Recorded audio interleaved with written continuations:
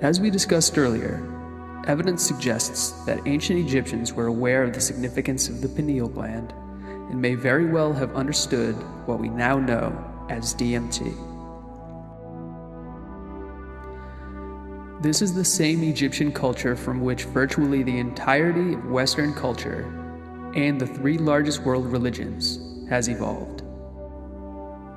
Moses, who is equivocally considered a prophet by Judaism, Christianity, and Islam, led his people out of Egypt, eventually having a revelation while speaking to a god in a burning bush on a mountaintop. But what was this bush that caused the Prince of Egypt's great epiphany, inspiring him to write the Ten Commandments? Many mainstream scientists at reputable universities around the world now believe that it may have been none other than the acacia bush, the same bush revered by Egyptian culture for having birthed their gods. Could this be a coincidence?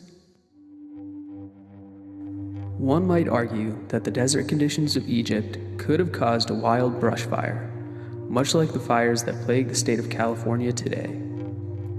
If Moses was close enough to one of these bushes, even with their minimal concentration of 1 to 3% DMT, the sheer volume of acacia burned would definitely cause a profound entheogenic experience, allowing Moses to communicate with the wise God in the burning bush. But Moses wasn't the only character from the Old Testament who was seemingly aware of DMT. In one chapter of Genesis, Jacob meets God face to face, wrestling and struggling with him before eventually having his life spared. This is clearly in line with the ayahuasca experience, which many say puts you in the presence of God and allows you to face your judgment. But correlation doesn't necessitate causation. Genesis goes on to have Jacob reminisce on the event.